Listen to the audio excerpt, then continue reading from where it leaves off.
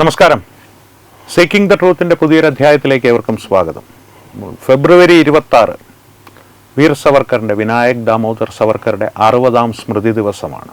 അപ്പോൾ അദ്ദേഹത്തെ സംബന്ധിച്ച് അറിഞ്ഞതും അറിയാത്തതും അറിയേണ്ടതുമായിട്ടുള്ള കാര്യങ്ങളെക്കുറിച്ച് നമ്മളോട് സംസാരിക്കുവാനും അറിവുകൾ പങ്കുവയ്ക്കുവാനും നമ്മളോടൊപ്പമുള്ളത് കെ വി രാജശേഖരൻ ജിയാണ്. നമുക്ക് നേരെ അദ്ദേഹത്തിലേക്ക് പോകാം. സർ, നമസ്കാരം. നമസ്കാരം. സർ, വീർ സവർക്കറെ കുറിച്ച് പറയുമ്പോൾ, അല്ലെങ്കിൽ വിമർശകർ പറയുന്നത് പോലെ വിനായക് ദാമോദർ സവർക്കറെ കുറിച്ച് പറയുമ്പോൾ, ആദ്യമായിട്ട് സാറിനോട് സംസാരിച്ചതിൽ നിന്ന് ഉരുത്തിരിഞ്ഞു വന്നൊരു ഇതാണ് Gandhi, marks, Savarkar.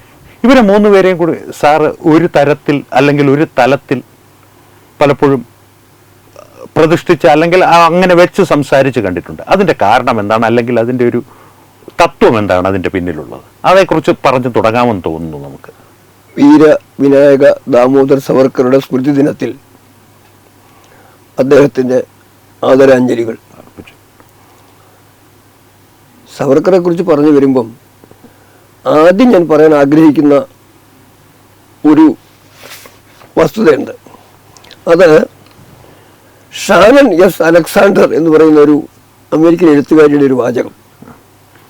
Sometimes light in your eyes shines so that it blinds people from seeing who you really are. നിങ്ങളുടെ കണ്ണിലെത്ത് പ്രകാശത്തിന് അത്രയും തിളക്കം ഉണ്ടാവുക. ആ തിളക്കത്തിൻ്റെ പ്രഭയിലും ശക്തിയിലും നിങ്ങൾ ആരാണെന്ന് നോക്കുന്നവർക്ക് മനസ്സിലാക്കാൻ വയ്യാത്ത അവസ്ഥയാവുക.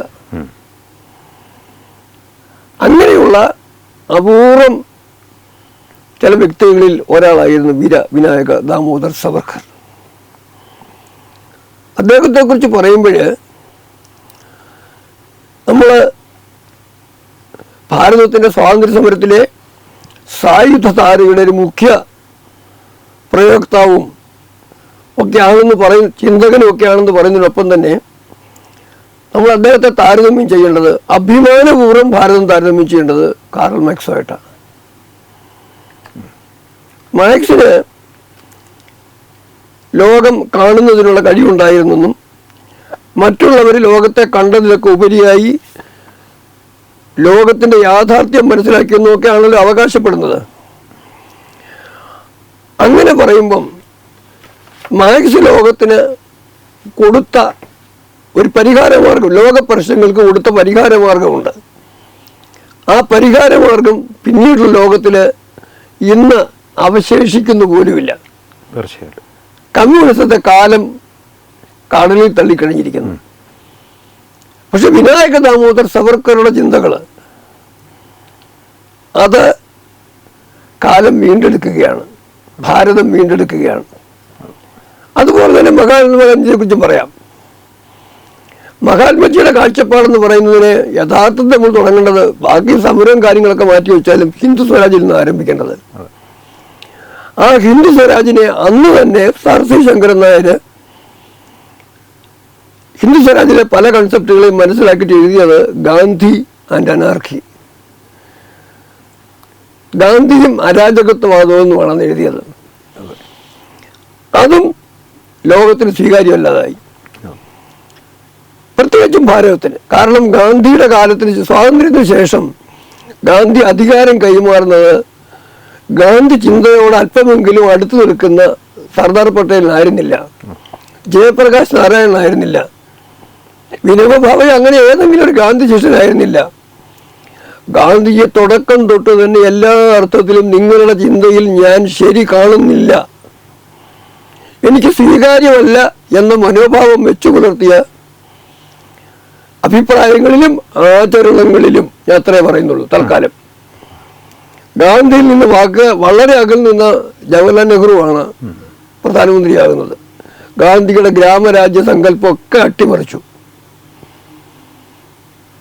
എന്നിട്ടാണ് അടുത്ത സ്റ്റേജിലേക്ക് കടക്കുന്നത്. അതായത് സ്വന്തം സാമ്രാജ്യം നിലനിർത്താൻ വേണ്ടി മോൾക്ക് ഗാന്ധിയുടെ പേരുമൊക്കെ സംഘടിപ്പിച്ച ഒരു നെഹ്റു ഗാന്ധി വംശ പരമ്പരയ്ക്ക് തുടക്കം കുറിച്ചു. അപ്പൊ യഥാർത്ഥത്തില് സംഭവിച്ചത് എന്താണ്? കാറൽ മാർക്സിന്റെയും മഹാത്മാഗാന്ധിയുടെയും കാഴ്ചപ്പാടുകൾ കാലഹരണപ്പെട്ട് കഴിഞ്ഞപ്പോഴും വിനായക ദാമോദർ സവർക്കറുടെ കാഴ്ചപ്പാടുകൾ. അത് കൂടുതൽ വിശദമായി പറയാൻ നമുക്ക് സമയം ഉണ്ടാവില്ല.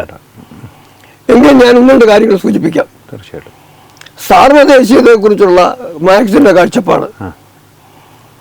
ആ സാർവദേശീയതയ്ക്ക് മുമ്പായിട്ട് മാർക്സ് ആഗ്രഹിച്ചത് വർഗസമരത്തിലൂടെ വർഗശത്രുക്കളെ ഇല്ലായ്മ ചെയ്തിട്ട് ഒരു സാർവദേശീയ തൊഴിലാളി വർഗ സർവാധിപത്യമാണല്ലോ ആഗ്രഹിച്ചത്. അത് കാലക്രമേണ പരിവർത്തനത്തിന്റെ വിപ്ലവത്തിന്റെ പല ഘട്ടങ്ങളിലായിട്ട് വന്നു ചേരുമെന്നാണല്ലോ, അത് വന്നു ചേരും, അത് ശാസ്ത്രമാണെന്നാണല്ലോ മാർക്സിസവും കമ്മ്യൂണിസ്റ്റുകാരും പഠിപ്പിച്ചത്. പക്ഷെ എന്തു പറ്റി? അത് എങ്ങും വന്നിട്ടുമില്ല. വന്ന ചൈനയിലും നോർത്ത് കൊറിയയിലെ അവസ്ഥ എന്താണെന്ന് നമുക്ക് പറയാം. അതിന് പിന്നിലോട്ട് പോകുമ്പം ഇത് മാർക്സ് തന്നെ പറഞ്ഞു കഴിഞ്ഞു. കാർൽ മാർക്സിനെ കുറിച്ചുള്ള ചിന്താഗതി തുടങ്ങുമ്പം, ചർച്ച തുടങ്ങുമ്പോൾ ആദ്യം പറയേണ്ട കാര്യം മാർക്സ് തന്നെ പറഞ്ഞു, ഞാനൊരു മാർക്സിസ്റ്റ് അല്ല എന്നുള്ളത് മാത്രമാണ് നിശ്ചയമായിട്ടുള്ള കാര്യമെന്ന് മാർക്സ് പറഞ്ഞതാണ്. അതുപോലെ വേറൊരു കാര്യം ഓർക്കണം. ഏംഗൽസ് മാർക്സിനെ കുറിച്ച്, മാർക്സ് മരിച്ച ദിവസം 1883 മാർച്ച് 14 അന്ന് ഏംഗൽസ് പറഞ്ഞത്, at a 2:45 in the afternoon the greatest living thinker ceased to think. ആ ദിവസം ലോകത്തിലെ ഏറ്റവും വലിയ ചിന്തകൻ, മൗലിക ചിന്തകൻ ചിന്തിക്കുന്നു നിന്നു. Marks was before all A revolutionary. Fighting was his element. His mighty vision was expressed for all mankind. His purpose was not merely to interpret, but to change the world. ലാസ്റ്റത്തെ വാചകത്തിലാണ് എൻ്റെ ചിന്ത, എൻ്റെ സംഭാഷണം തുടങ്ങുന്നത്. To change the world. മൗലിക ചിന്തകനായിരുന്നു, വിപ്ലവകാരിയായിരുന്നു. ചിന്തിക്കുക മാത്രമായിരുന്നില്ല, ലോകത്തെ മാറ്റുക എന്നുള്ളതാണ് ലക്ഷ്യം. അവിടെ മാർക്സ് പരാജയപ്പെട്ടു. ഞാൻ മാർക്സിസ്റ്റ് അല്ല എന്ന് മാർക്സ് തന്നെ പറയേണ്ടി വന്നു. അതിന്റെ പിന്നാലെ മാർക്സ് തന്നെ പറഞ്ഞു, so far philosophers have only interpreted the world, the point however is to change it. ഇക്കാലം എത്രയും ദാർശനികര് ലോകത്തെ പരിവർത്തനം ചെയ്യുന്നതിനെ കുറിച്ച് പറഞ്ഞിട്ടേ ഉള്ളൂ, പക്ഷെ ചെയ്യുന്നതാണ് പ്രധാനം എന്ന് പറഞ്ഞു. ചെയ്യാൻ കഴിഞ്ഞില്ലെന്ന് മാത്രമല്ല, കാറൽ മാർക്സ് എഴുതി വെച്ച വഴിയിലൂടെ ആയിരുന്നില്ല യാത്രയും. ഇൻഡസ്ട്രിയൽ റെവല്യൂഷൻ ഉണ്ടായ ഇംഗ്ലണ്ടിലും യൂറോപ്പിലൊക്കെ ആയിരിക്കും കമ്മ്യൂണിസ്റ്റ് വിപ്ലവം സംഭവിക്കാൻ പോകുന്നതെന്ന് കാലക്കുട്ടി എഴുതി വെച്ചാണ് കാറൽ മാർക്സ്. പക്ഷെ അവിടെ എന്താ പറ്റിയത്? അവിടെ ക്യാപിറ്റലിസം പോലുള്ള അല്ല, അവിടെ സ്വാമി വിവേകാനന്ദൻ കൊടുത്ത തിരുത്ത് ഏതെങ്കിലും ഒരു ഏഷ്യൻ രാജ്യത്തായിരിക്കും എന്ന് വിവേകാനന്ദൻ പറഞ്ഞതാണ് ശരിയായത്. റഷ്യയിലെ വിപ്ലവം ഉണ്ടായത്. ആ വിപ്ലവം ഉണ്ടായ റഷ്യ അതില്ലാതായി, അത് വേറെ കാര്യം. ചൈനയുടെ അവസ്ഥ നമുക്കറിയാം. ചൈനയും അവിടെയൊക്കെ വേറൊരു കാര്യമുണ്ട്, അതുകൂടെ സാന്ദർഭികമായിട്ട് പറയണം. സാർവദേശീയതയിലേക്കുള്ള ചിന്ത, തൊഴിലാളികൾക്ക് സാർവദേശീയ ഭരണകൂടത്തെ കുറിച്ച് ചിന്തിച്ച മാർക്സിനെ തിരുത്തുകയാണ് സോവിയറ്റ് യൂണിയനും ചൈനയും ചെയ്തത്. അവരവരുടെ രാജ്യത്തെ കുറിച്ചുള്ള സങ്കല്പത്തെ വിട്ടുവെച്ച് തയ്യാറില്ലായിരുന്നു. മാവോ 1935 ചൈന എന്ന മാതൃരാജ്യത്തിന്റെ കാര്യത്തിൽ വിട്ടുവീഴ്ചയ്ക്ക് തയ്യാറില്ലെന്ന് കൃത്യമായി പറഞ്ഞിരുന്നു. ഷീ ജിൻപിങ് ഇപ്പൊ പറയുന്നത് തന്നെയാ പറയുന്നത്, 5000 കൊല്ലത്തെ ഞങ്ങളുടെ പാരമ്പര്യം വിട്ടുകളിക്കാൻ തയ്യാറില്ലെന്ന്. തീർച്ചയായിട്ടും. അപ്പൊ അങ്ങനെ വരുമ്പം റഷ്യയുടെ കാര്യത്തിലും ഫാദർലാൻഡ് എന്നുള്ളൊരു തത്വം, അങ്ങനെ വരുമ്പം കാറൽ മാർക്സ് പരാജയപ്പെട്ടു. സവർക്കർ ഇടക്കാലത്ത് തമസ്കരിക്കപ്പെട്ടെങ്കിൽ പോലും ഇപ്പോഴും ബോധപൂർവം തമസ്കരിക്കാനും അവഹേളിക്കാനും ഒക്കെയുള്ള പരിശ്രമങ്ങളിൽ ആവേശപൂർവ്വം നടക്കുന്നുണ്ട് ഒരു കൂട്ടര്. ഭാരതത്തിലെ കമ്മ്യൂണിസ്റ്റ് ഇസ്ലാമിക കൂട്ടുകെട്ട്. അതെ. കോൺഗ്രസിന് അതിനകത്ത് വലിയ അവര് ആഗ്രഹമുണ്ടെങ്കിലും അവരെക്കാൾ കൂടുതൽ പങ്കുവഹിക്കുന്നത് കമ്മ്യൂണിസ്റ്റ് ഇസ്ലാമിക ജിഹാദി കമ്മ്യൂണിസ്റ്റ് ആവാസ വ്യവസ്ഥ ഇക്കോസിസ്റ്റമാണ് അതെ. അത് നിൽക്കുന്നത്.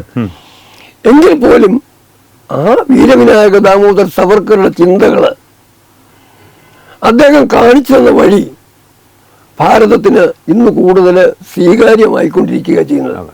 അതുകൊണ്ട് ഗാന്ധിജിയെയും കാറൽ മാർക്സിനെയും കവച്ചു വെച്ചുകൊണ്ട് അതേ സമയത്ത് സവർക്കർ വീണ്ടും പ്രസക്തമായിക്കൊണ്ടിരിക്കുന്നു. അവിടെ തന്നെ എനിക്കൊരു കാര്യം കൂടി പറയാനുണ്ട്. ഞാൻ ഈ പറഞ്ഞത് ഒരിക്കലും മാർക്സിന്റെ ചിന്തകളിലും ഗാന്ധിയുടെ ചിന്തകളിലും തീർച്ചയായിട്ടും അവരുടെ വിശകലനങ്ങളിലും പരിഹാര നിർദ്ദേശങ്ങളിലും ശരിയുടെ അംശം തീർച്ചയായും ഉണ്ടായിരുന്നു. മാർക്സ് ഭാരതത്തെ മനസ്സിലാക്കുന്നതിൽ അമ്പേ പരാജയപ്പെട്ടു. അതൊരു വഴിക്ക് നിൽക്കുന്നു. ഗാന്ധിയും പ്രശ്നങ്ങളെ കണ്ടതിനപ്പുറം പരിഹാരമാർഗം നിർദ്ദേശിക്കുന്നതില് വീഴ്ച വരുത്തി. ഒരുപക്ഷെ ഗാന്ധി പരിഹാരം ആഗ്രഹിച്ചോ എന്ന് പോലും ആളുകൾക്ക് സംശയം തോന്നുന്ന തരത്തിലേക്ക് പോയിട്ടുണ്ട്. അതൊക്കെ ഉള്ളപ്പോഴും ഞാൻ പറയുന്നത് മാർക്സിനെയും ഗാന്ധിയെയും സവർക്കറെയും ഉൾക്കൊണ്ടുകൊണ്ട് തീരെ കുറഞ്ഞ അവരൊക്കെ ഏത് ജനങ്ങളുടെ താല്പര്യമാണ് മുന്നോട്ട് വെച്ചത്. പെട്ടെന്നൊരു കാര്യം ഞാൻ പറയാം. ഭാരതത്തിലെ ജനങ്ങളെ നമ്മളൊന്ന് വേറിട്ട് കണ്ടു കഴിഞ്ഞാൽ ഏറ്റവും ഭൂരിപക്ഷമുള്ള ജനവിഭാഗം ഏതാ? ഹൈന്ദവ വിഭാഗം തന്നെയാണ്. ഇനി ഒന്ന് വർഗം തൊഴിലാളി ഉള്ളവരില്ലാത്തവർ ആരാ കൂടുതൽ? അതിനകത്ത് ആരാ കൂടുതൽ? ഇല്ലാത്തവർ, തൊഴിലാളി വർഗം എന്ന് ഇല്ലാത്തവരാണ് വലിയ സംഖ്യ. അതെ. ഹിന്ദുക്കളാണ് വലിയ സംഖ്യ. അപ്പൊ ഇത് രണ്ടിനും കോമൺ ആയിട്ടുള്ള ആളുകളല്ലേ കൂടുതലുള്ളത്. അതെ. ഇപ്പൊ രണ്ടു കൂട്ടരുടെയും പ്രശ്നം പരിഹരിക്കാൻ വേണ്ടി ഒരു പരിസരം ഉണ്ടാവുക. എന്നിട്ട് നരേന്ദ്രമോദി ഇപ്പൊ ചെയ്യുന്നത് പോലെ സർക്കാർ പരിഗണിക്കുകയും സഹായിക്കുകയും ചെയ്യുമ്പോൾ ജാതിയും മതവും നോക്കാതെ ഇരിക്കുക. സബ്കാ സാത്ത് സബ്കാ വികാസ്. ഇത്രയായി കഴിയുമ്പോഴത്തേക്ക് ഗാന്ധിയെ ഉൾക്കൊള്ളാം, മാർക്സിനെ ഉൾക്കൊള്ളാം, സവർക്കർ മുന്നേൽക്കുകയും ചെയ്യും. തീർച്ചയായിട്ടും. അപ്പോൾ അങ്ങ് ഈ പറഞ്ഞത് വെച്ചിട്ട് പറഞ്ഞതിൻ്റെ ഇടയിൽ അങ്ങ് ഈ തമസ്കരിക്കാനുള്ള ഒരു ശ്രമത്തെക്കുറിച്ച് പറഞ്ഞിരുന്നു. അതുകൊണ്ട് തന്നെ ഒരു കാര്യം ചോദിക്കേണ്ടത് വളരെ അത്യാവശ്യമാണെന്ന് തോന്നുന്നു. കാരണം ഈ ഗാന്ധിജിയും മറ്റുള്ള ഈ അഹിംസാവാദികളായ സ്വാതന്ത്ര്യ സമര സേനാനികളുടെയും ഈ ആയുധമെടുത്ത് പോരാടിയ സവർക്കറെ പോലുള്ളതോ അല്ലെങ്കിൽ നേതാജി സുഭാഷ് ചന്ദ്ര ബോസിനെയോ കുറച്ചുകൂടി പിന്നോട്ട് പോയാൽ രാജ് ബിഹാരി ബോസിനെ പോലുള്ളവരുടെയോ ഒരു ഭൂതകാലം പരിശോധിക്കുമ്പോൾ ഇവരെല്ലാം ചെറുപ്പമെന്നല്ല, ഒരുപക്ഷെ ബാല്യമെന്ന് തന്നെ പറയേണ്ടി വരും. ഈ ഒരു സാമൂഹ്യ സേവനത്തിലോ അല്ലെങ്കിൽ ഒരു സമൂഹത്തിലെ അനീതികൾക്കെതിരെയൊക്കെ ഇടപെടുന്നതായിട്ടോ അല്ലെങ്കിൽ ചിന്തിക്കുന്നതെങ്കിലുമായിട്ട് ഭഗത് സിംഗിന്റെ കാര്യമാണെങ്കിലും മറിച്ച് ഈ അഹിംസാവാദികളുടെ കാര്യത്തിൽ അവരുടെ ബാല്യമെന്ന് പറയുന്നത് അവർ സത്യാന്വേഷണ പരീക്ഷണങ്ങളായിരുന്നു. ഞാൻ പരിഹസിച്ച് പറയുന്നതല്ല, പക്ഷെ സാമൂഹ്യമായ ചിന്താരീതികൾ അവർക്ക് പോയിട്ടില്ല. ഈ സവർക്കറുടെ കാര്യം പറയുമ്പോൾ ഈ തമസ്കരിക്കുന്നതിന്റെ ഭാഗമായിട്ട് അദ്ദേഹത്തിന്റെ ബാല്യത്തിൽ പ്രത്യേകിച്ച് 12-15 വയസ്സൊക്കെ ഉള്ളപ്പോൾ അദ്ദേഹം സമൂഹത്തിൽ കാര്യമായിട്ട് ഇടപെട്ടിട്ടുണ്ട്. പ്രത്യേകിച്ച് ഈ ജാതി ചിന്ത പോലുള്ള കാര്യങ്ങൾക്കെതിരെ അദ്ദേഹം പ്രതികരിച്ചിട്ടുണ്ടെന്ന് കേട്ടിട്ടുണ്ട്. അദ്ദേഹത്തിന് ഈ ജാതി വ്യവസ്ഥയോടുള്ള അദ്ദേഹത്തിന്റെ മനോഭാവം എന്തായിരുന്നു? അങ്ങ് ചോദിച്ചതിനകത്ത് പല കാര്യങ്ങളും പറയുന്നതിന് ശരിക്കും എനിക്ക് പ്രേരണയാവുന്നുണ്ട്. തീർച്ചയായിട്ടും. പക്ഷെ അത്രയൊക്കെ സമയം ഉണ്ടാവുമെന്ന് എനിക്കറിയില്ല. സമയം അങ്ങ് നോക്കുകയോ വേണ്ട, അങ്ങയുടെ ഉത്തരങ്ങളാണ് വേണ്ടത്. ഒന്നാമത് കാര്യം എന്നെ മറന്നുപോയെങ്കിൽ ഓർമ്മിപ്പിക്കണം. ഞാൻ അവസാനം ചോദിച്ച ചോദ്യം മറന്നുപോയെങ്കിൽ ഓർമ്മിപ്പിക്കണം. തീർച്ചയായിട്ടും. ഞാനൊരു ഉദാഹരണം പറയാം. ഡോക്ടർ കേശവ് ബലിറാം ഹെഗ്ഡേവർ, അദ്ദേഹത്തെയും ഗാന്ധിജിയും കൂടെ താരതമ്യം ചെയ്യാം. അങ്ങ് ചിന്തിക്കുക, ഡോക്ടർ ഹെഗ്ഡേവാറിന്റെ ആയുസ് മാത്രമേ ഈശ്വരൻ മഹാത്മജിക്ക് കൊടുത്തിട്ടുള്ളായിരുന്നെങ്കിൽ മഹാത്മജിയെ ലോകം ഒരു സ്വാതന്ത്ര്യ സമര സേനാനിയായിട്ട് അറിയപ്പെടുമായിരുന്നു.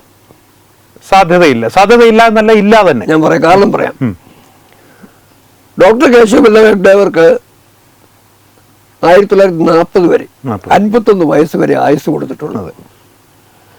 അദ്ദേഹം ഈ പറഞ്ഞ പോലെ വളരെ ചെറുപ്പത്തോട് തന്നെ സ്വാതന്ത്ര്യത്തിന് വേണ്ടിയുള്ള പരിശ്രമങ്ങളിൽ വിവിധ ഘട്ടങ്ങളിൽ വിദ്യാർത്ഥിയായിരുന്നപ്പോൾ തൊട്ട് യുവാവായിരുന്നപ്പോൾ മധ്യവയസ്കൻ കഴിഞ്ഞല്ലോ എല്ലാം അത് ഒക്കെ ശ്രമിച്ചതിലൊക്കെ അപ്പുറം 1920 നാഗ്പൂർ കോൺഗ്രസില് പൂർണ്ണ സ്വരാജ്, ഭാരതത്തിന്റെ സ്വാതന്ത്ര്യം വേണം എന്നൊരു പ്രമേയം ഡോക്ടർജി സമർപ്പിച്ചപ്പം ആ പ്രമേയം അന്ന് കണക്ക് കൂട്ടുക, ഗാന്ധിക്ക് എത്ര വയസ്സുണ്ടായിരുന്നു കൂട്ടുക. അന്ന് ഗാന്ധിയുടെ വയസ്സ് 1869 തൊട്ട് 1920 ആകുമ്പോഴത്തേക്ക് 50 വയസ്സ്. അന്ന് ഗാന്ധിജി ആ പ്രമേയം അവതരിപ്പിക്കാൻ അനുവദിച്ചിട്ടില്ല. തീർച്ചയായിട്ടും അങ്ങനെ ഒരു പ്രമേയം, പൂർണ്ണ സ്വാതന്ത്ര്യം നമുക്ക് വേണമെന്നൊരു പ്രമേയം കോൺഗ്രസ് അവതരിപ്പിക്കുന്നത് തന്നെ 1929-30 കാലഘട്ടത്തിലാണ്. അതിനർത്ഥം ഗാന്ധിജിക്ക് 60 വയസ്സായ ശേഷമാണ് പൂർണ്ണ സ്വാതന്ത്ര്യം ആവശ്യപ്പെടാമെന്ന്. സ്വരാജ് ചോദിച്ചതൊക്കെ അവിടെ നിൽക്കട്ടെ, അത് വേറെ ചർച്ചകളുടെ വിഷയമാണ്. ഗാന്ധിജിയെ കുറ്റപ്പെടുത്തുകയല്ല, അദ്ദേഹം ഒരു സ്വാതന്ത്ര്യ സമരനിയായിട്ട് യുവോൾവ് ചെയ്ത് വരുന്നത്, പരിവർത്തനം ചെയ്യപ്പെട്ട് വരുന്നത് 60 വയസ്സിന് ശേഷമാണ്. പക്ഷെ ഡോക്ടർജി 50 വയസ്സിനുള്ളിൽ തന്നെ സ്വാതന്ത്ര്യ സമരത്തിന് വേണ്ടിയിട്ടുള്ള സംഭാവന ചെയ്തു. എല്ലാ മേഖലകളിലും, സ്വാതന്ത്ര്യ സമരത്തിന്റെ എല്ലാ മേഖലകളിലും ഡോക്ടർജി സംഭാവന ചെയ്തു, ഇഹലോകവാസം വിടുകയും ചെയ്തു. അപ്പൊ നമ്മൾ ആരെയും കുറ്റപ്പെടുത്തി പറയില്ല. ഇത് തന്നെ വീര സവർക്കറുടെ കാര്യത്തിലും ഇവൻ നേതാജി സുഭാഷ് ചന്ദ്രബോസും കാര്യത്തിൽ പോലും ഭഗത് സിംഗ്, ഇവരെല്ലാവരും ചെറിയ പ്രായത്തിൽ തന്നെ സ്വാതന്ത്ര്യം എന്ന ലക്ഷ്യത്തിന് വേണ്ടി ആവേശപൂർവ്വം മുന്നോട്ട് വന്ന ആളുകളാണ്. ആ കാര്യത്തിൽ ഒരു സംശയത്തിന്റെ ആവശ്യമില്ല. ഞങ്ങൾ അടുത്ത ചോദ്യം എന്തായിരുന്നു?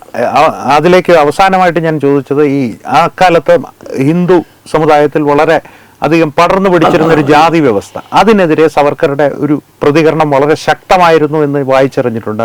അതിന്റെ ഒരു വിശദാംശങ്ങളെ കുറിച്ച് അങ്ങയുടെ ഒരു ജാതി വ്യവസ്ഥയോട് ജാതി വ്യവസ്ഥക്കെതിരെയുള്ള സവർക്കറുടെ നിലപാടെന്ന് പറയുന്നത് ഭാരത സ്വാതന്ത്ര്യ സമ്പാദനത്തിന് വേണ്ടിയുള്ള യുദ്ധത്തിലെ അദ്ദേഹത്തിന്റെ ഏറ്റവും മർമ്മപ്രധാനമായ രണതന്ത്രം കൂടിയായിരുന്നു. തീർച്ചയായിട്ടും. കാരണം 1910 മുമ്പ് തന്നെ അദ്ദേഹം ആവശ്യപ്പെട്ടു, നമ്മുടെ ഭാരതത്തിലെ ഹൈന്ദവരുടെ ഇടയിൽ യുദ്ധം ചെയ്യാൻ അവകാശമുള്ളവരും യുദ്ധം ചെയ്യാൻ പരിശീലനമുള്ളവരുമായിട്ട് ക്ഷത്രിയർ മാത്രം മതി, അവര് മാത്രം ആയുധമെടുത്ത് പോരാടിയാൽ മതി എന്നുള്ളൊരു സിസ്റ്റം നമുക്കുണ്ടായിരുന്നു. ബ്രാഹ്മണർക്കോ വൈശ്യനോ ശൂദ്രനോ ആയുധമെടുക്കുന്നതിനോ പോരാടുന്നതിനോ അവകാശമില്ല. അതുകൊണ്ട് വാരിയർ നോൺ വാരിയർ ക്ലാസ് ഒക്കെ ഉണ്ടായി.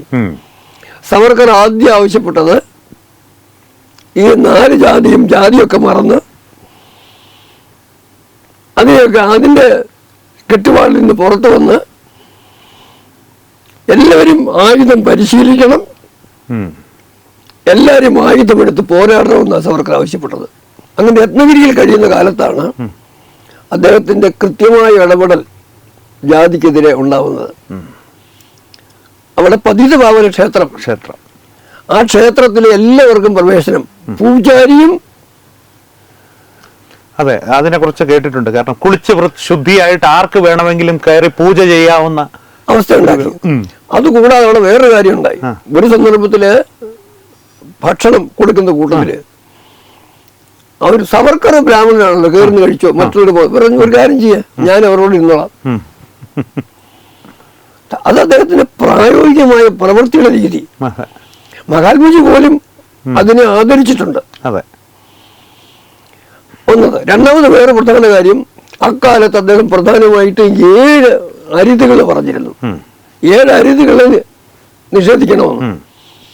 തൊട്ടുകൂടരുത്, അൺടച്ചബിലിറ്റി, അതുപോലെ വിവാഹബന്ധം പാടില്ല, ആ അരുതുകൾ ഇല്ലാതാക്കണം അദ്ദേഹം ആവശ്യപ്പെട്ടു.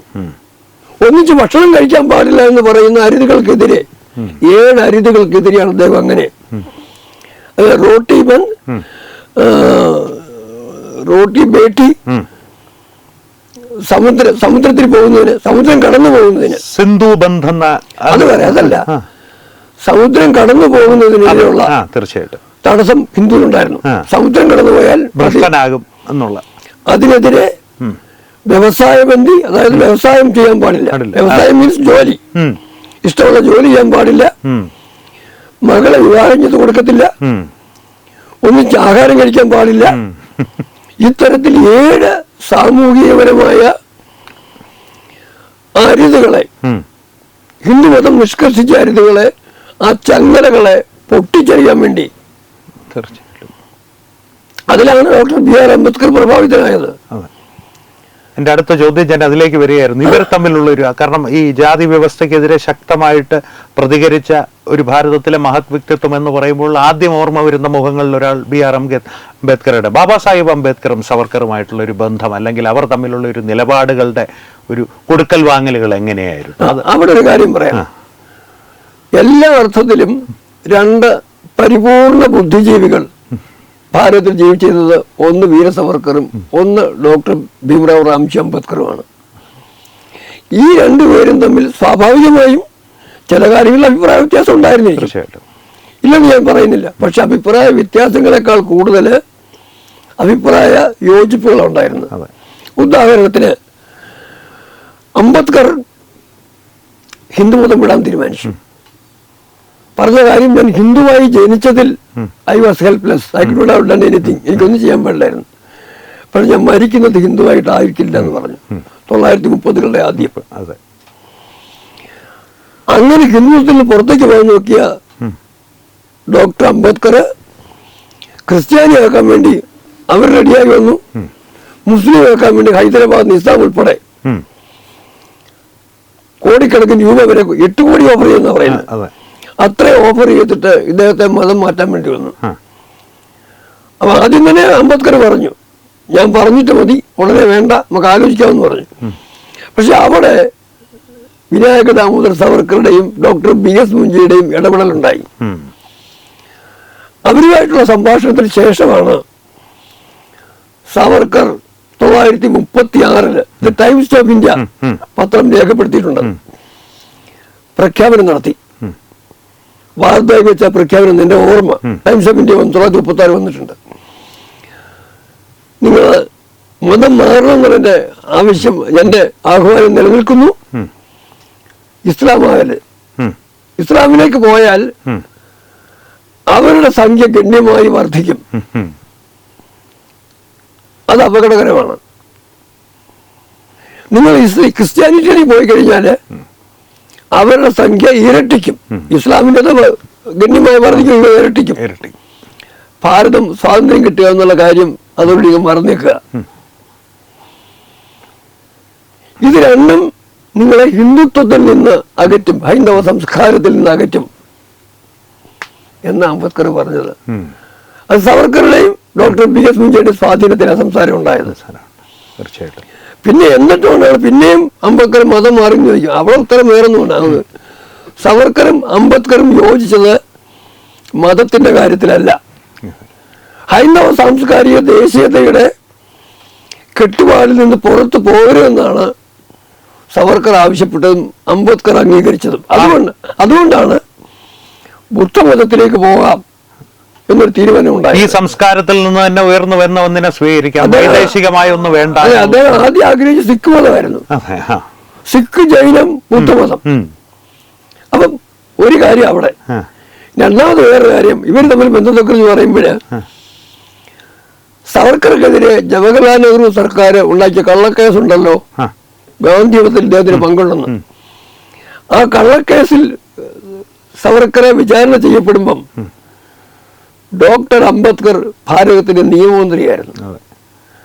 ഒരു ദിവസം സവർക്കറുടെ അഡ്വക്കേറ്റ് ഹിന്ദു മഹാസഭയുടെ ഓഫീസിലിരിക്കുമ്പം അദ്ദേഹത്തിന്റെ ഫോൺ വന്നു, നിങ്ങൾ ഡൽഹി മധുര റോഡില് 23 മൈലാണെന്ന് എനിക്ക് എന്റെ ഓർമ്മ, അവിടെ എത്തണം, അവിടെ ഒരാൾ നിങ്ങളെ കാത്തിരിക്കുന്നൊരു മെസ്സേജ് വന്നു. ഇദ്ദേഹം അവിടെ ചെന്നു. അദ്ദേഹത്തെ കാത്തു നിന്നയാള് ഡോക്ടർ ഭീംറാവ് റാംജി അംബേദ്കർ ആയിരുന്നു, ഭാരതത്തിന്റെ നിയമമന്ത്രി. അദ്ദേഹം കാറിൽ നിന്ന് ഇറങ്ങി പുറത്തു വന്ന് അംബേദ്കറോട് പറഞ്ഞു, സവർക്കർക്കെതിരെ കൊണ്ടുവന്നിരിക്കുന്നത് കള്ളക്കേസാണ്, സവർക്കർ അതിൽ നിരപരാധിയാണ്, നിങ്ങളെ രക്ഷിക്ക് വേണ്ടി തീർച്ചയായും വാദിച്ചോളൂ, ജയിക്കുന്നുണ്ട്, എല്ലാ സാധ്യതയുണ്ടെന്ന് പറഞ്ഞ് അത്യാവശ്യം വിവരങ്ങളും അംബേദ്കർ കൈമാറുകയും ചെയ്തു. ഇത്രയൊക്കെ പോരെ അംബേദ്കറും സവർക്കറും ബന്ധം അറിയാൻ വേണ്ടി? അങ്ങനെ അടുത്ത ചോദ്യമാകാം. അപ്പോൾ അതിൻ്റെ അകത്ത് നമ്മുടെ ഈ മുസ്ലിം ജനസംഖ്യയുടെ വർധനവിനെ കുറിച്ചും ക്രിസ്ത്യൻ ജനസംഖ്യയുടെ വർധനവിനെ കുറിച്ചും അത് ഭാരതത്തെ എങ്ങനെ ബാധിക്കുമെന്നുള്ളതിനെക്കുറിച്ചും സവർക്കർ അംബേദ്കറുടെ ഈ ബുദ്ധമത സ്വീകരണം സംബന്ധിച്ചുള്ള ആ ഒരു പരിണാമം സംബന്ധിച്ച് ആശങ്ക പ്രകടിപ്പിച്ച് അങ്ങ് പറഞ്ഞിരുന്നു. ഈ മുസ്ലിം ജനസംഖ്യയുടെ കാര്യം പറയുമ്പോൾ ഒരിക്കലും നമുക്ക് ഒരു കണ്ണടച്ച് കടന്നു പോകാൻ കഴിയാത്തൊരു ചരിത്രത്തിലെ ഒരു ഏടാണ് മലബാർ ഹിന്ദു വംശഹത്യ. സവർക്കറിന്റെ മലബാർ ഹിന്ദു വംശഹത്യയോടുള്ള പ്രതികരണം എന്തായിരുന്നു? ശരിക്കും ഇന്നും കേരളം ചർച്ച ചെയ്യാത്ത ഒരു വിഷയമാണ് അത്. സവർക്കറുടെ ആണെങ്കിൽ പറയില്ല ഞാൻ പറയുന്നത് മലബാറിലെ ഹിന്ദു വംശഹത്യയെക്കുറിച്ച് ഖിലാഫത്തിന്റെ പേരിൽ മലബാറിൽ നടന്ന നഗ്നമായ ഹിന്ദുവിനെതിരെയുള്ള കടന്നാക്രമണത്തെക്കുറിച്ച് എഴുതിയവരിൽ, അതിന് സർഗസൃഷ്ടി നടത്തിയവരിൽ ഏറ്റവും പ്രമുഖൻ മഹാകവി കുമാരനാശാനാണെന്ന് ഞാൻ പറയേണ്ട ആവശ്യമില്ലല്ലോ. ചരിത്ര വ്യക്തിയുടെ കാര്യം മാറി നിൽക്കെ. മഹാകവി കുമാരനാശാന്റെ ആ എഴുത്ത് കേരളം ഒരിക്കലും മറക്കുകയില്ല. ഏറ്റവും ശക്തമായിരുന്നു പ്രതികരണം. പക്ഷെ കുമാരനാശാൻ മലബാറിൽ ചെന്നു കഴിഞ്ഞ് ശ്രീനാരായണ ഗുരുദേവന്റെ നിർദ്ദേശപ്രകാരം തന്നെയാണ് അതിനെക്കുറിച്ച് പറയുന്നത്. അവിടെ ചെന്ന് നേരിട്ട് കാര്യങ്ങൾ കണ്ടു ബോധ്യപ്പെട്ട ഒരു മലയാളിയായിരുന്നു മഹാകവി കുമാരനാശാൻ. മഹാകവി കുമാരനാശാന്റെ കവിതയ്ക്ക് കൊടുക്കുന്നതിനെക്കാട്ടിൽ 1 മാർക്ക് കൂടുതൽ ഞാൻ വിനായക ദാമോദർ സവർക്കർ മലബാർ ലഹളയെ കുറിച്ച് എഴുതിയ ഒരു പുസ്തകത്തിന് കൊടുക്കും. കാരണം ആ പുസ്തകത്തിന്റെ ദുരവസ്ഥയും അദ്ദേഹം എഴുതിയ മാപ്പിള എന്ന പുസ്തകം ഉണ്ടല്ലോ, അതിനൊന്നും താരതമ്യം ചെയ്യല്ല ഞാൻ ചെയ്യുന്നത്. മനസ്സിലായി. കുമാരനാശാന് സ്വതന്ത്രനാണ്, ഇതെല്ലാം അറിയുന്നതിനുള്ള സാഹചര്യമുണ്ട്, മലയാളിയാണ്, കേരളത്തിലാണ്. സവർക്കർ അന്നും ജയിലിനുള്ളിലാണ്. ജയിലിനുള്ളിൽ കിട്ടിയ വിവരങ്ങൾ വെച്ചുകൊണ്ട് സവർക്കർ അതിനെക്കുറിച്ചൊരു പുസ്തകം എഴുതി. മാപ്പിള മുജെ ഇസ്മെ ക്യാ ഹെ എന്നാണ് അതിന്റെ പേര്. മാപ്പിള കലാപം സംഭവിച്ചതിന് എനിക്കതിന് എന്താ പറയുക എന്നുള്ള ഹിന്ദുവിന്റെ മനോഭാവത്തെയാണ് അദ്ദേഹം ചലഞ്ച് ചെയ്യുന്നത്. ഞാൻ അങ്ങോട്ട് സജസ്റ്റ് ചെയ്യുന്നത് ഇതേ കാര്യത്തിനകത്ത് ഞാൻ എൻ്റെ ഖിലാഫത്ത് മുതൽ അമൃതകാലം വരുന്ന പുസ്തകമുണ്ട്. ഇതിൽ ഈ മാപ്പിള എന്ന പുസ്തകത്തെക്കുറിച്ച് വീര സവർക്കറുടെ മാപ്പിള ഹിന്ദുവിനും മുസ്ലിമിനും ഒരുപോലെ പാഠപുസ്തകമാകേണ്ട ചരിത്രാഖ്യായിക എന്നൊരു ലേഖനം ഉൾക്കൊള്ളിച്ചിട്ടുണ്ട്. അത് സവർക്കർ ആ കാലഘട്ടത്തെ കേരളത്തെ ശരിക്കും മനസ്സിലാക്കിയിട്ട് ഉൾക്കൊണ്ടുകൊണ്ട് സ്വാഭാവികമായിട്ടും അദ്ദേഹത്തിന് പല മേഖലയിൽ നിന്ന് ഫീഡ്ബാക്ക് കിട്ടിക്കാണും. അന്ന് തടവിലാണ്, രത്നഗിരിയിൽ വീട്ടിലടങ്ങില്ല.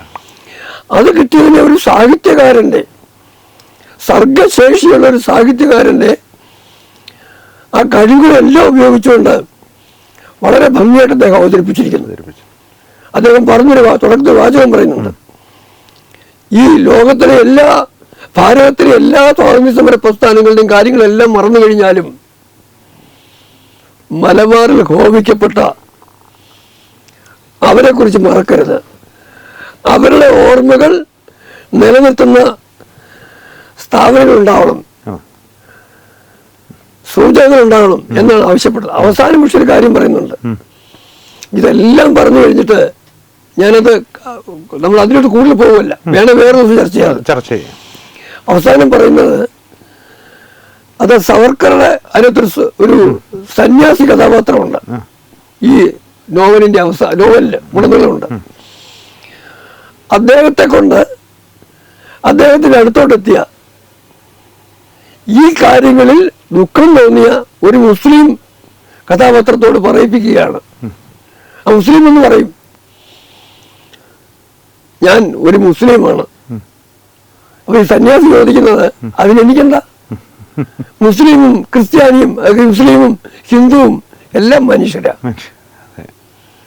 എന്ന് പറഞ്ഞ് ആരംഭിച്ച് പറഞ്ഞു കൊടുക്കുന്നത് പറഞ്ഞു കഴിഞ്ഞാല് ഒരു കാരണവശാലും അതിനെ വളർത്തിക്കൊണ്ടു പോകാനല്ല, അവിടെ സമാധാനത്തിന്റെ അന്തരീക്ഷം സൃഷ്ടിച്ച് വീണ്ടും ഒന്നിച്ചുള്ള പോക്കിന് വഴി കൊടുക്കുക.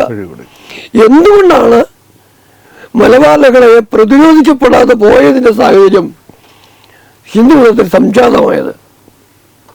അവസാനം ഒരു സംഗതിയുണ്ട്, ആ നോവലിൽ ബാക്കി നിൽക്കുന്നത് ദാമു എന്ന് പറയുന്നൊരു ഈഴവ യുവാവും ഒരു ഹരിജൻ യുവതിയുമാണ്. ഇവർ രണ്ടുപേരുമാണ് മുന്നോട്ടുള്ള കാലത്തെ നയിക്കാൻ വേണ്ടി നിയോഗിക്കപ്പെട്ടവര്. അത് പറയാൻ വന്നെങ്കിൽ അതിനകത്ത് ഈ യുവാവ് ദാമു നേരത്തെ ഇവർ പരസ്പരം കാണുന്നുണ്ട്. അതെല്ലാം എനിക്കിപ്പെല്ലാം പറയാൻ സമയമില്ല. കാണുമ്പോഴ് അത് പോരാട്ടത്തിന്റെ കാലഘട്ടത്തിലാണ്, മുസ്ലിം ആക്രമണം വരുന്ന കാലഘട്ടത്തിലാണ്. എനിക്കൊരായുധം തരുമെന്ന് ഈ പെൺകുട്ടി ചോദിച്ചു സുരക്ഷയ്ക്ക് വേണ്ടി. ദാമു ഒരായുധം കയ്യിൽ കൊടുത്തു പറഞ്ഞു, എന്റെ കയ്യിൽ തരണ്ട, താഴെ ഇട്ടാ മതി, ഇല്ലെങ്കിൽ അങ്ങ് അശുദ്ധനാവുമെന്ന്. ഏതാ ഹരിയൻ യുവതി ഈഴ യുവാവ് കൊടുക്കുന്ന ആയുധം കയ്യിൽ വാങ്ങിച്ചാൽ തൊട്ടുകൂടായ്മ ഉള്ളതുകൊണ്ട് പോരാട്ട കാലത്ത് പോലും അങ്ങനെ ചിന്തിച്ച സമയത്താണ്. പക്ഷെ ദാമു അന്നേരം തന്നെ പറയുന്നുണ്ട്, ഹിന്ദു മതത്തിന് വേണ്ടി പോരാടുന്ന നീ ബാക്കി എല്ലാരെക്കാട്ടി ശ്രേഷ്ഠയാണ്, അതുകൊണ്ട് ഈ ആയുധം ഈ കയ്യിൽ തന്നെ മേടിച്ചാൽ ദാമു എന്ന് പറയുന്നുണ്ട്. ആ ദാമുവിനെയും ഈ യുവതിയെയും ഒന്നിച്ചു ചേർത്ത് അവരുടെ കൂടെ ഈ മുസ്ലിം പ്രായമുള്ള ആളെ കൂടെ ചേർത്തിട്ടാണ് പറയുന്നത്, ഏത് മുസ്ലിമും ഏത് ഹിന്ദുവും എന്തായാലും എല്ലാം മനുഷ്യരാണെന്ന് തന്നെയാണ് പറയുന്നത്. അപ്പൊ കൃത്യമായും മലബാർ ലഹളയോട് സവർക്കർ പ്രതികരിക്കുകയും ചെയ്തു. കൊടുത്ത സന്ദേശം ഒരു കാര്യം കൂടെ ഓർത്തുകൊള്ളുക, മലബാർ ലഹളയുടെ പശ്ചാത്തലത്തിലാണ്, അല്ലെ അതിനുശേഷമാണ് വിനായക ദാമോദർ സവർക്കർ എസെൻഷ്യൽസ് ഓഫ് ഹിന്ദുത്വ എഴുതിയത്. എസെൻഷ്യൽസ് ഓഫ് ഹിന്ദുത്വ സവർക്കർ എഴുതിയതും അതിനുശേഷം ഭാരതത്തിലെ ഹൈന്ദവ ജനതകളിൽ പുതിയ ഉണർവുണ്ടായതും രാഷ്ട്രീയ സ്വയംസേവക സംഘത്തിന്റെ സ്ഥാപനം ഉണ്ടായതും ഒക്കെ കേവലം ചരിത്രപരമായ യാദൃച്ഛികങ്ങളാണെന്ന് പറയാൻ വഴിയില്ല. ഇല്ല, തീർച്ചയായിട്ടും. അതാണ് അക്കാര്യത്തിൽ എനിക്ക് വളരെ പരിമിതമായി സൂചിപ്പിക്കാനുള്ളത്. സീക്കിംഗ് ദ ട്രൂത്തിലെ വീർ സവർക്കറെ കുറിച്ചുള്ള അധ്യായത്തിന്റെ 1-ാം ഭാഗം ഇവിടെ അവസാനിക്കുകയാണ്. ഇപ്പോൾ കെ വി രാജശേഖരൻജി നമ്മോടൊപ്പം തന്നെ തുടരുകയാണ്. അദ്ദേഹത്തോട് ഇനിയും വീർ സവർക്കറെ കുറിച്ച് നിരവധി ചോദ്യങ്ങൾ നമുക്ക് ചോദിക്കുവാനും നിരവധി കാര്യങ്ങൾ അറിയുവാനുമുണ്ട്. അത് 2-ാം ഭാഗത്തിലാകാം. ആ കാര്യങ്ങളെ കുറിച്ചുള്ള ചോദ്യങ്ങളും അദ്ദേഹം നമ്മളോട് പങ്കുവയ്ക്കുന്ന അറിവുകളും പ്രേക്ഷകരിലേക്ക് എത്തിക്കുന്നത്. എന്തായാലും സീക്കിംഗ് ദ ട്രൂത്തിന്റെ 2-ാം ഭാഗത്തിൽ എല്ലാവരെയും വീണ്ടും കാണാം. നന്ദി, നമസ്കാരം. Brought you by Kerala AIDS control society. HIV AIDS സംബന്ധമായ സംശയങ്ങൾക്ക് 1097 എന്ന 24 മണിക്കൂറും പ്രവർത്തിക്കുന്ന ടോൾ ഫ്രീ നമ്പറിലേക്ക് വിളിക്കുക. വാട്സാപ്പിലും ഫേസ്ബുക്കിലും ഒക്കെ സ്റ്റാറ്റസ് അപ്ഡേറ്റ് ചെയ്യാറുണ്ടല്ലോ. HIV സ്റ്റാറ്റസോ HIV പിടിപെടാനുള്ള സാഹചര്യങ്ങളിൽ കൂടി അറിഞ്ഞോ അറിയാതെയോ കടന്നു പോയിട്ടുണ്ടാവാം. എന്തു തന്നെയായാലും മുൻകൂട്ടി പരിശോധിച്ച് HIV സ്റ്റാറ്റസ് അറിയൂ. സൗജന്യ HIV പരിശോധനയും കൗൺസിലിംഗും ആരോഗ്യ കേന്ദ്രങ്ങളിൽ പ്രവർത്തിക്കുന്ന ICTC അഥവാ ജ്യോതിസ് കേന്ദ്രങ്ങളെ സമീപിക്കുക. നിങ്ങളുടെ സ്റ്റാറ്റസ് എന്തായാലും വിവരങ്ങൾ രഹസ്യമായി സൂക്ഷിക്കുന്നതായിരിക്കും.